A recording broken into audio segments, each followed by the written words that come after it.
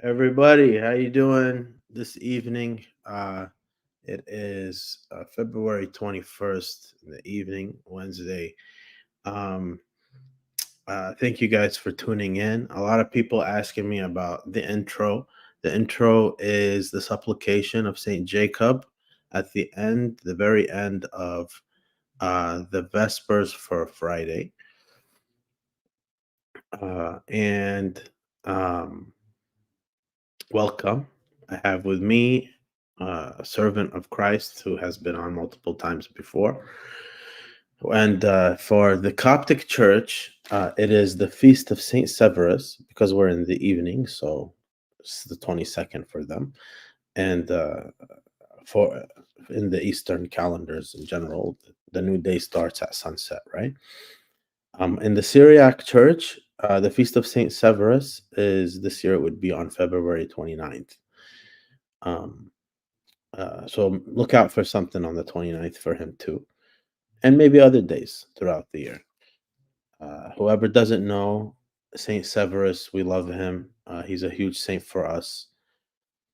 Very, very important. We call him the Crown of the Syrians. I'll put it in the description after.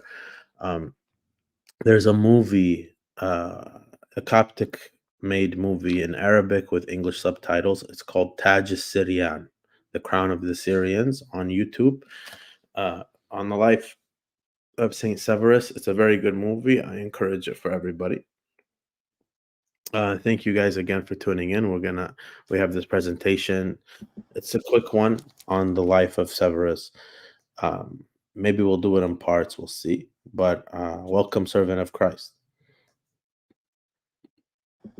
Thank you so much for having me. In regards to that movie you are referring to, it occurred due to a miracle the director had seen, actually. Tell us about it. The director, before the movie was produced, or even was being written, she had seen in a dream a picture of a patriarch. And that patriarch just so happened to speak to her, and it was asking for her, if I remember correctly, seek me and I'll show you who I am. So she went to, I think it was the Syrian monastery in Egypt, and she saw his exact image in his icon, and she asked the monks, I have seen this person before in my dreams. Who is he? And the monks, they spend all day singing doxologies and reading the life of the saints, was surprised that she didn't know. And they said, this is Saint Severus the Great, one of the best theologians we have ever, as a church, produced.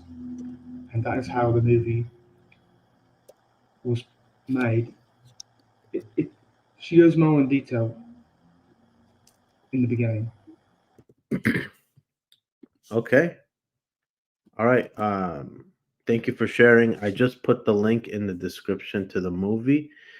Let's see here.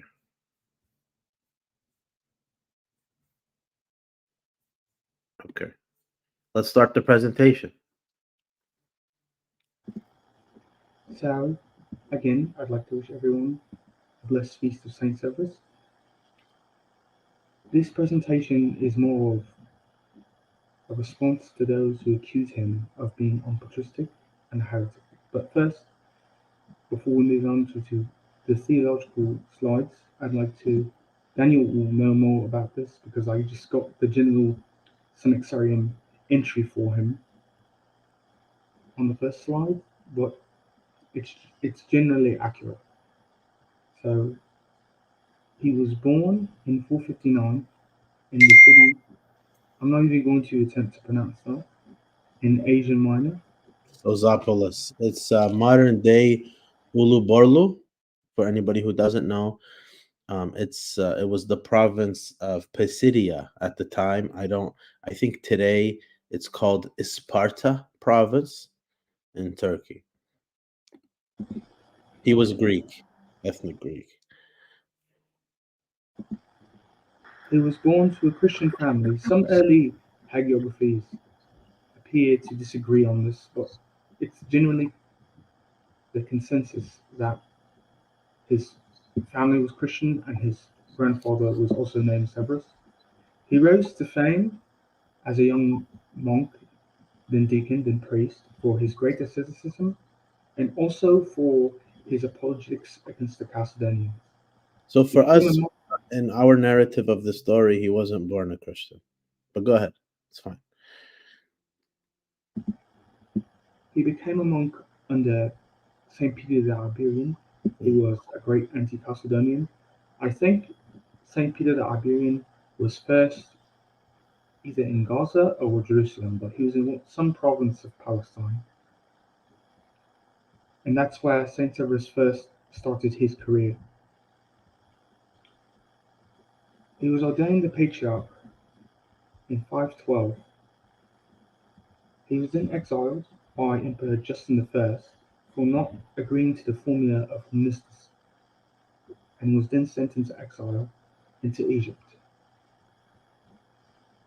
Eventually, Justinian, the emperor after Justin, invites him to Constantinople for specific dialogues and trying to get the Jacobites in communion with the Melkites.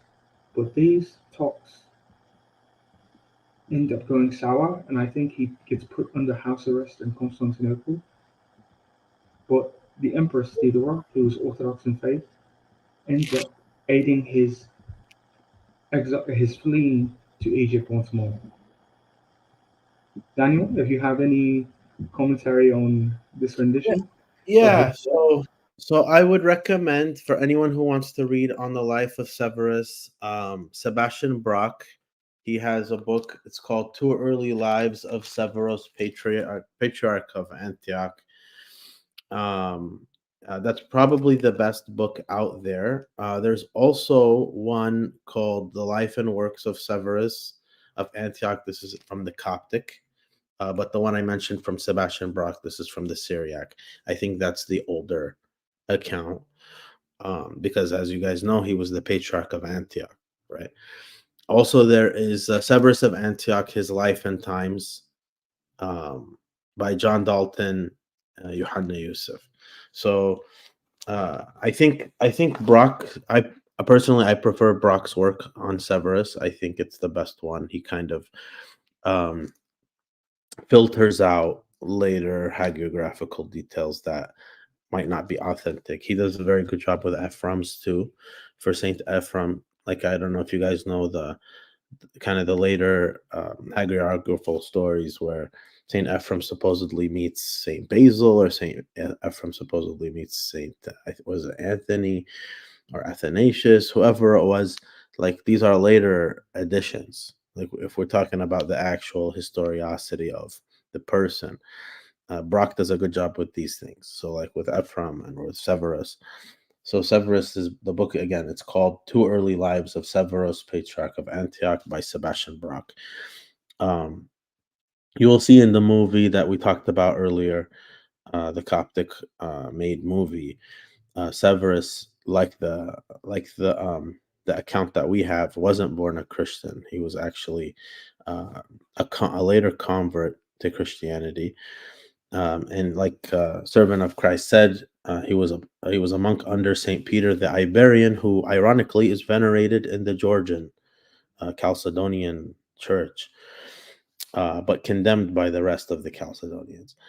So I think it was Saint Peter the Iberian who might have baptized him too. I can't remember who it was, but I think it was him.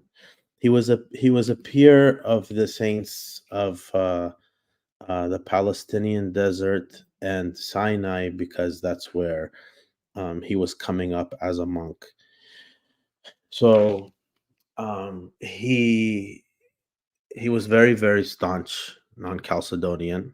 He wanted the Henoticon to be more explicit. It wasn't explicit enough for him initially, but he didn't reject it either, and he didn't call on anyone to reject it. And then eventually, when he became Patriarch of Antioch in 512, recognized by all sides, by the way, uh, he upheld the Henoticon.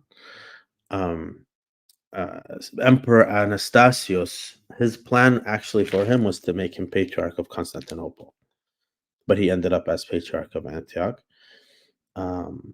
And if you look at any list of patriarchs of Antioch, whether it's the Chalcedonian list, the non-Chalcedonian list, you will always see Severus from 512 to 518 for the Chalcedonians, and for the non-Chalcedonians, 512 to 538 for the Orthodox.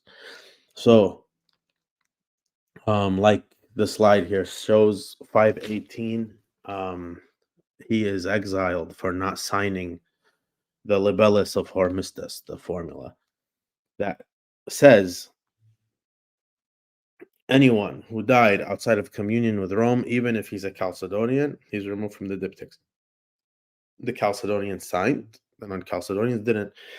So the Chalcedonians replaced him here with Paul the Jew. And if you look at our episode we did on the Patriarch of Antioch a while ago, and His Holiness approved of it. He DM'd me. That was very exciting, big moment.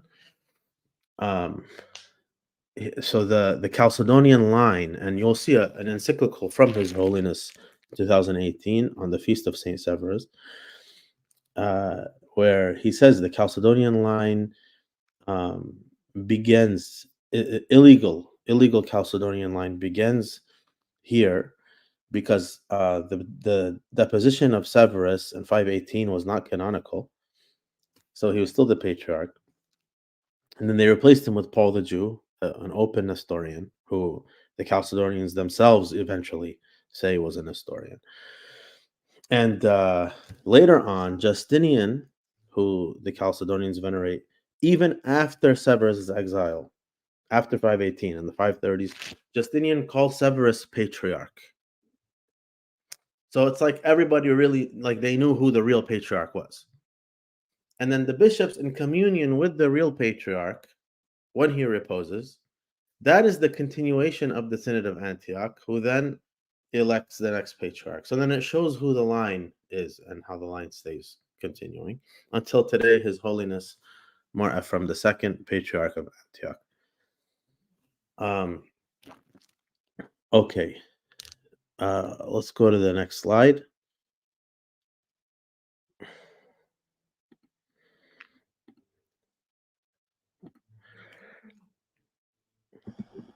So a lot of people sort of go and slander our great father, Saint Severus, claiming, oh, he's incorrect for teaching a union of hypostases. when that was what was taught by the earlier fathers. Here we have an explicit quote from both Saint Cyril and Saint Severus, which agrees that the union was not of general forms, as we can see here in the first part of Saint Cyril's quote, and was not of general natures in Saint Severus's quote here. So honestly, I think we've gone over the first quote many times on this channel, but Daniel, if you don't mind reading it, and I'll read Saint Severus's quote.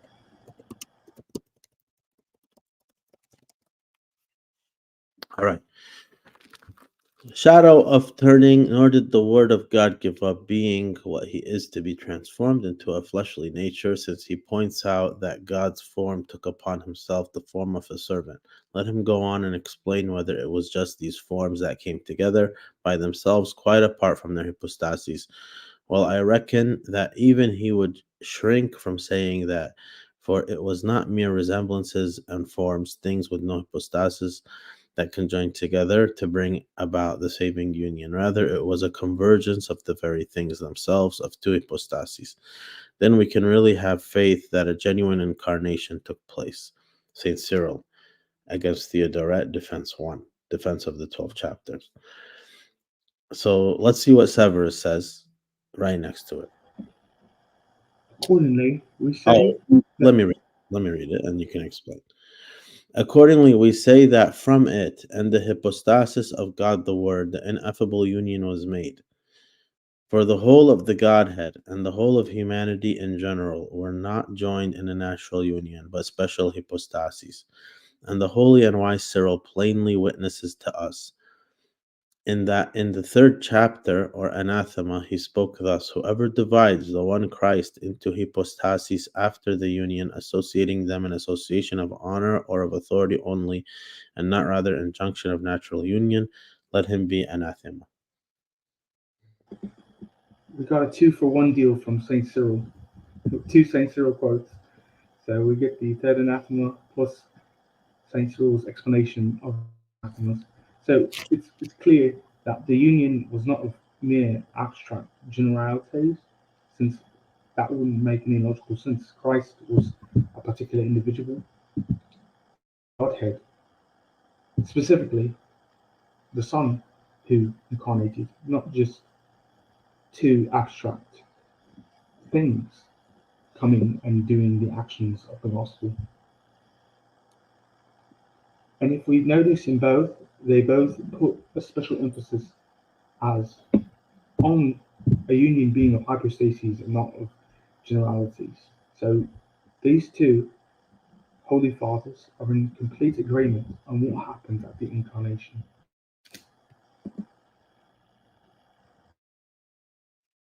Okay, so what we're doing here, guys, we're comparing Severus and Cyril, because the accusation is that Severus and Cyril don't say the same thing.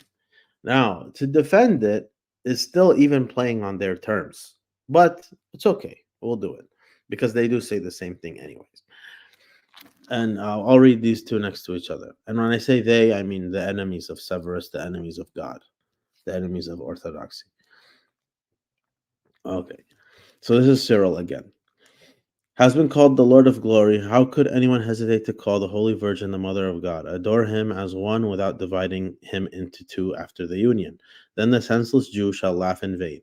Then in truth he shall be the one who slew the Lord, and he shall be convicted as the one who has sinned, not against one of those who are like us, but against God himself, the Savior of all. Saint Cyril, letter 1. Now Saint Severus will read. With this lustful tyranny and impiety, they led the East astray to omit intervening details, making the indivisible body of the Church. As much as lay within their power, they divided the indivisible body of the Church, just as they did with the doctrines of Judaism against our one Lord and God, Jesus Christ. So as we can see, Saint Cyril and Saint Severus make the same accusation, that two natures, not only does it lead to apostasy, But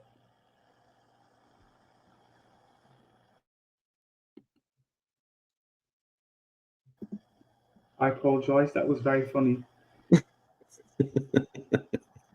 So, going on of what I was speaking on earlier, not only does dividing Christ into two lead you to apostasy, which is what they mean by Judaism here, and actually Castone was supported by the Jews, but it leads you to not believe in Christ anymore.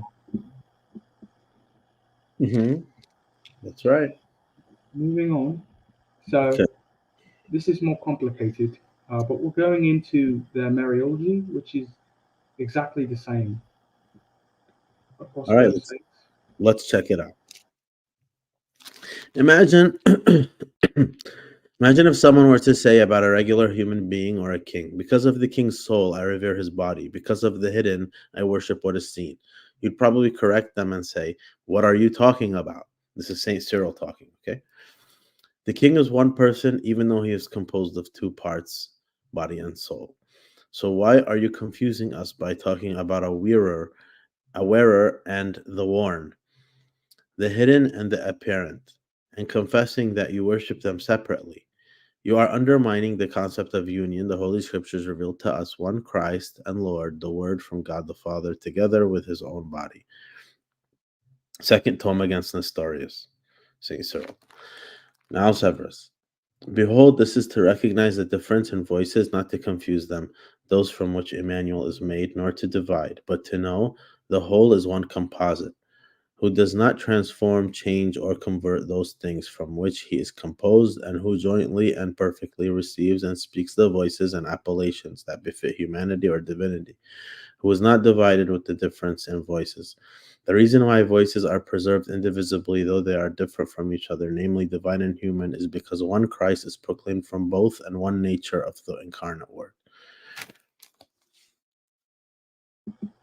So, as we can see, they both have a similar Mariology between an inferior part, which is body or the humanity in terms of Christ, and the superior part, which is what is revered and appears superior to the human mind.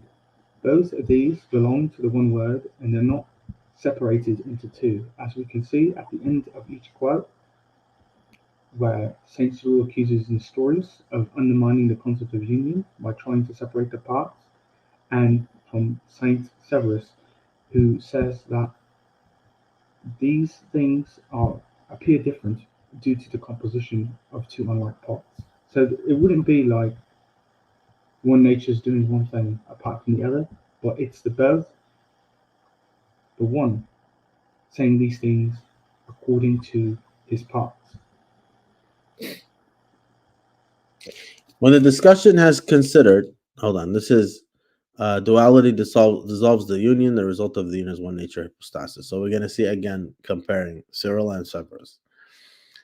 When the discussion has considered closely what elements have come together to become or to compose the single person and nature or hypostasis, then it may use either the terms together with or with because it has already secured what it denotes and has thereby defined it as a single composite entity, rather than dividing it into a duality.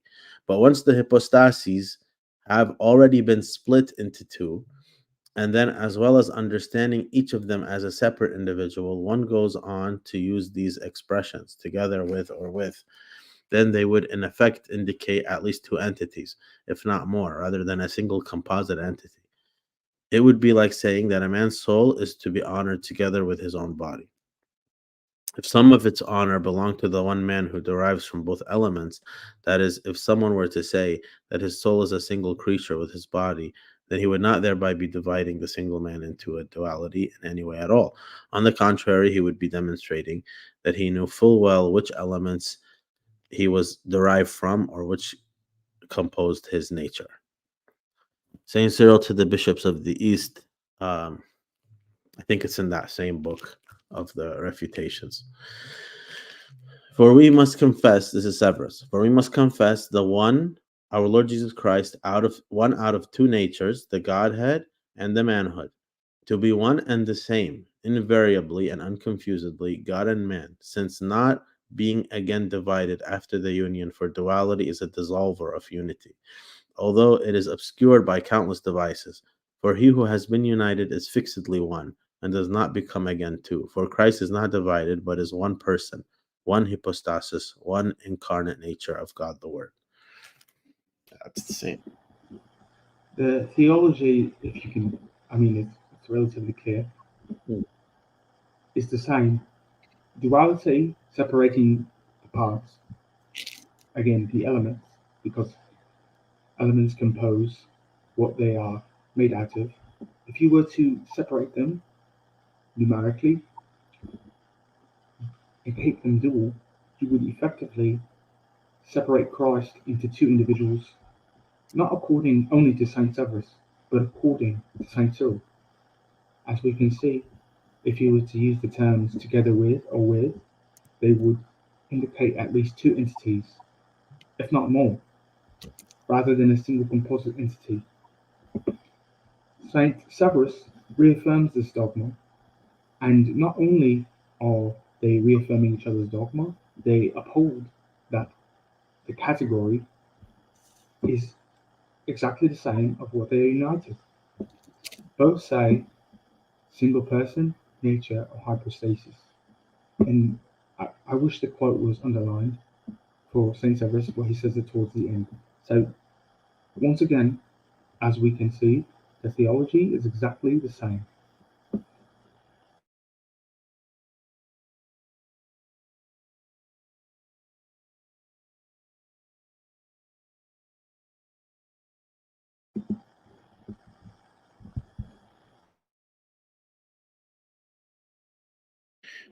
All right. Daniel M asks, bishops of the Orients is after the formula of reunion? I don't think so. I think it is before. I'm gonna confirm it right now. I have the book. Let's see here. Pretty sure it's before. Couldn't say anything after Ephesus and all after 433. I don't think they could say anything. He writes. I think that part is a treaty against Theodoret, which he did continue to write after his house arrest by the emperor. Right, but so he writes against the Doret 12, but he also writes against all of them 12. He writes another 12 against the rest of the bishops there. So I think it's like Andrew of Samosata and like the other ones. So he writes against, he does two sets of 12 refutations. I'm pretty sure they're both before 433. Let's see. Theodoret is against Theodoret is most. I don't mean to. Yeah, they're before. It's before. But Both it doesn't matter. It doesn't matter why, because if you read all his writings after 433, he doubles down and goes even harder. actually, yeah. He in the unity of Christ, he goes over more statements where he rejects duality. The form of reunion for Saint Cyril, as you can see in the letter 43 of to Saint Acacius, and his response to the letter Saint Acacius' letter, he explicitly rejects two natures after union and says that there's only one. So he makes no change in his theology at all. So, in hold on, I have it right here. In Cyril's letter to Sisensis, where he says, here it is, the epistle to Sisensis. Um, he Do you know where he says two natures united and one incarnate nature? So from the two natures comes one incarnate nature. In Sisensis, Cyril's letter to him. Do you know where that is? I think it's in the second letter, but I want to in the first letter to Cynthius, I've seen this. I think this is a point Philoxenus uses on Twitter. Is that in the beginning of the first letter to Cynthius, Saint Cyril makes it very clear that the error of Nestorius and his teacher Diodore was of speaking of two natures at all, point blank.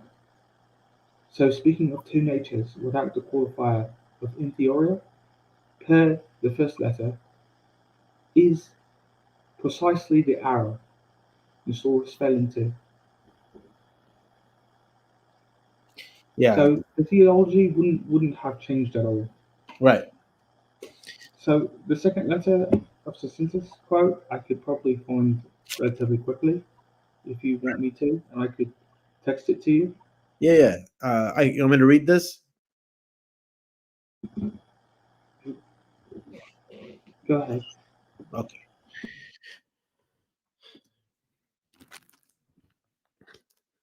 Not only that, Marhawi, his third letter, Cyril's third letter to Nestorius, the 12 anathemas, which were dogmatic at 431, they were totally avoided and not read and implicitly condemned at Chalcedon via the letter of Ibas. So, yeah, absolutely.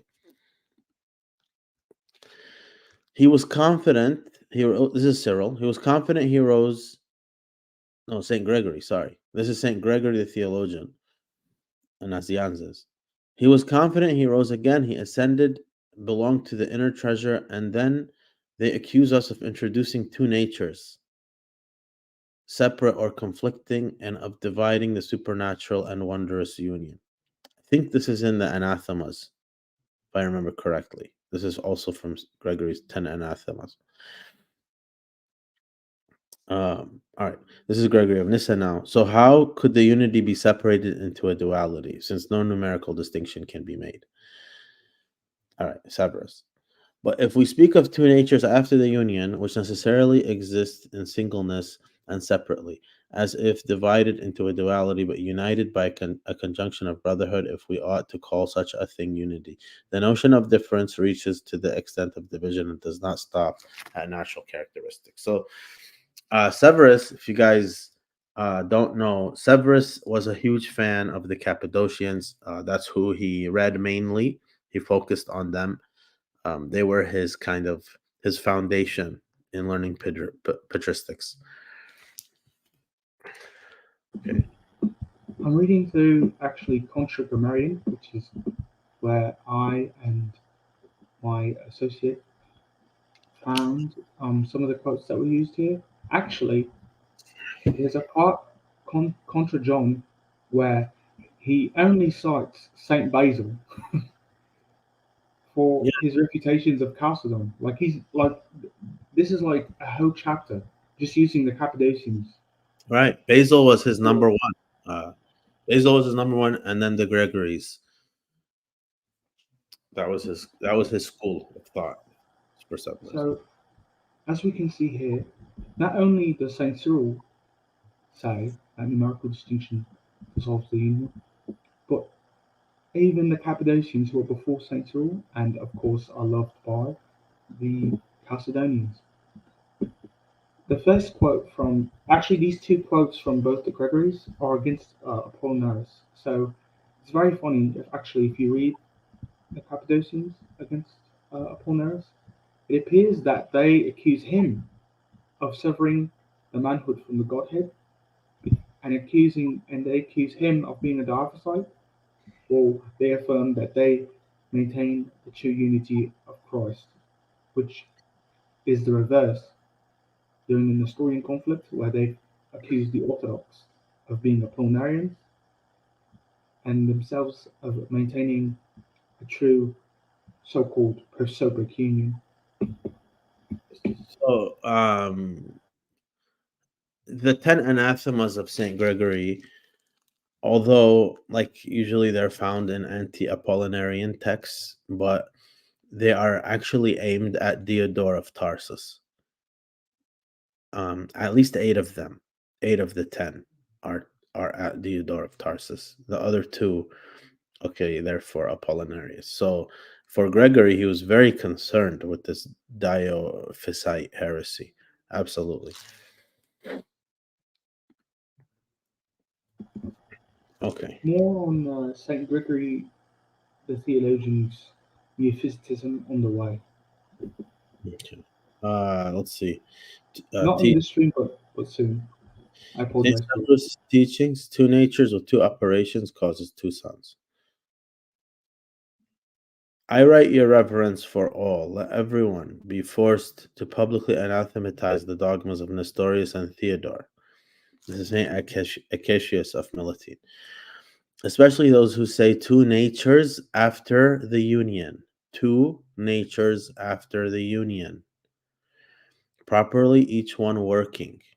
Where have we heard that? That sounds very familiar. Saint Acacius, Epistle to Saint Cyril, condemning the tome of Leo before it was written. For of those who are in Germanica, I have found some experienced indeed refusing to say two sons. Germanica, for anybody who doesn't know, is where Nestorius was from. Today it is in Turkey, the Arabic pronunciation of the city Marash. Okay.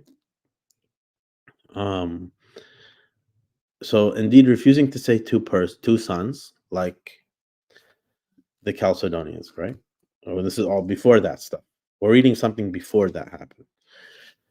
But indeed, not refusing to say two natures. Wherefore, if it be granted that it may be said and taught by them that each nature works by itself. Who says that? Leo does, Tome of Leo. And this indeed is suffered, allowed, yani. But that remains impassive. There is no other thing that to confess two sons again and bring in the parts. It leads to that. Sorry. Okay. Now let's see what Saint It Severus said. does appear, it does appear that you did get a little bit ahead of yourself because this quote um, does get into the tone of Leo. But go ahead, Saint Acacius? He was before that. Saint Severus. Yeah, I'm about to read Saint Severus right now. Oh, go ahead. I got Yeah. you. I apologize. When the one Christ has once been divided, and he is divided by the fact that they speak of two natures after the union, with the natures which have been cut asunder into a duality and separated into a distinct diversity, go the operations and properties which are the offspring of this division, as the words of Leo's impious letter state in what he said. For each of the forms affects in partnership with the other that which belongs to itself, the word doing that which belongs to the word, and the body performing the things which belong to the body. All right. So you see Acacius before the tome, Severus after the tome. We've shown Gregory's both. We've mentioned Basil. We've shown Cyril.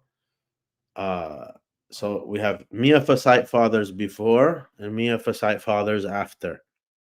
Notice whenever the Chalcedonians have to talk with the Assyrian Church of the East, they will never use their own fathers. They won't use John of Damascus or Maximus or these guys. They'll only use our fathers from before, the Cappadocians or the Alexandrians. They can't use their post Chalcedon guys. They can't use them because they're saying the same thing. They have to use our people from before. Notice that.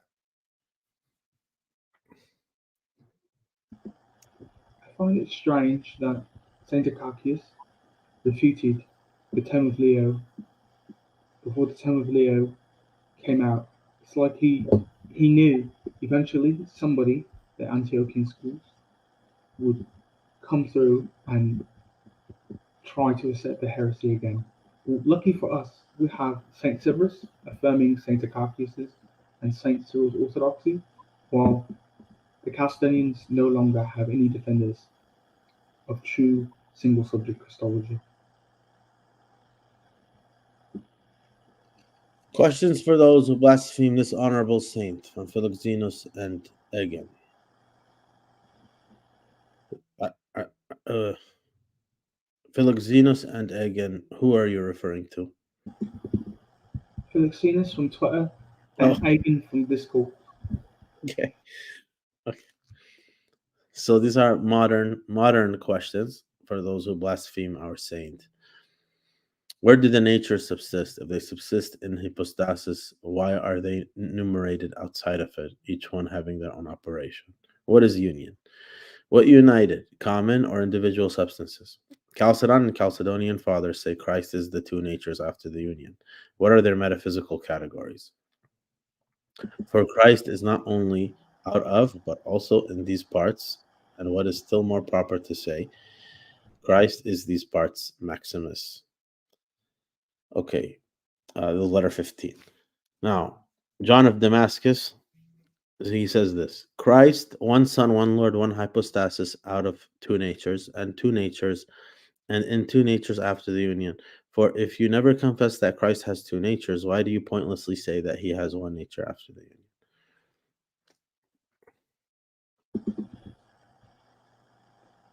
Yeah, So go ahead. if you look at the prior slides, this is perfect. If we look at the prior slides before we get to these questions, we have all our answers to these questions. Where do natures subsist in the one composite whole? What is union? Oneness according to what they are united by. What united? Common or individual substances? Individual substances into one composite substance. So, and then we don't have to say two natures after union. So we know that Christ is one composite hypostasis out of two hypostases. We are able to answer all these questions accurately, and our fathers back us up on it. But for Chalcedonians, they are unable to answer any of these questions, and if they do, they would have to essentially admit that Saint Severus was absolutely correct in his Christology.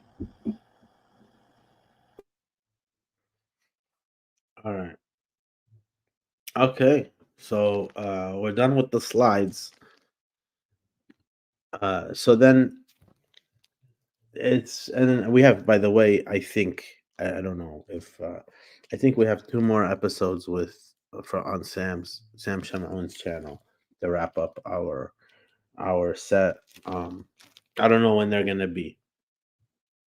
And then that will be the intro on Oriental Orthodoxy, as it's called in the West. For anybody who wants to know more,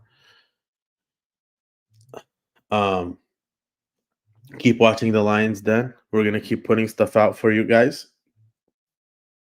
Uh, Assyrian Church of the East, if you guys are watching, Khinwati, tell them whenever the Yonaye talk to you guys, Romaye, tell them how come you guys keep using your people after your late guys? I mean your early guys with us. Why don't you use your late guys too? See what they tell you. And okay, uh, I'm gonna wrap it up. We'll keep this one short. Servant of Christ, do you have anything to add? Added Medin, of course, we're gonna shout you out. Are there any questions, concerns in the comments? I don't think we have any questions. Any Q&A, guys? I have time for 10 questions. What if they want to let us out early? I wanted to become Oriental Orthodox with several inquiries to parishes and monasteries went unanswered, so I ended up Antioch and stuff. Yeah, we're not the best with technology. Um, you could inquire with me. You could inquire with any of these guys online. We can reach out. Our people, they're not going to answer the monasteries or the parishes. They're not gonna answer people that don't have a connection to them. So um, if you reach out to one of us, we will connect you with the parish or monastery that is near you. We'll vouch for the person, and then that's how it works, because we've been getting genocided for 2,000 years, first by the Jews, then by the pagans, then by what is it, like simultaneously Zoroastrians, then by the Chalcedonians, then by the Muslims. Now here we are. So We know we've never had it easy. We've been persecuted the whole time. Oh, I forgot the Arians. The Arians in there too. Put them. So God It's bless. better. Yeah. It's better to go to the parish personally. It makes it way easier for people to connect with you. I always recommend doing that before trying to reach out, especially like let's say you don't live super close, but you visit once and you're able to go to church like once a month. It's better you go in person first, get your connections, and then try to inquire. Because if you were, for instance, just messaging the priest, he gets a million messages a day.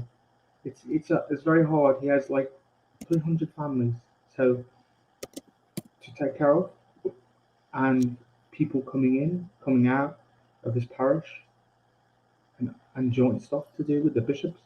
So it's very hard for one priest to trust somebody saying they want to convert and they only got the phone number online and they haven't seen a face. Sure. Uh, Dr. Elke, I put the Discord link in the live chat there, and guys, check out Dr. Elke's Etsy.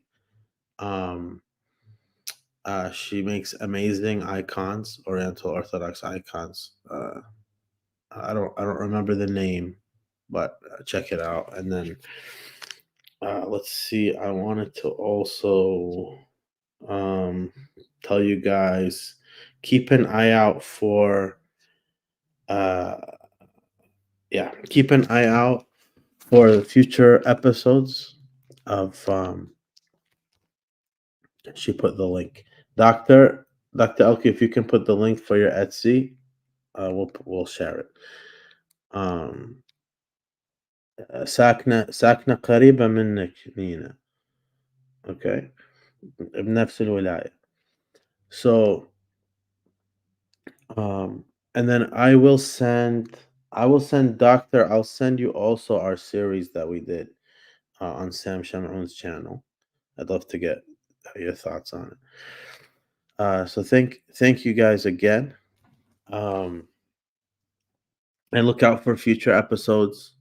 Look out for future stuff on Saint Severus. We have other servant of Christ is working on more things. ICANN is working on more things. We'll be on again soon. Pray for us. Take care. God bless.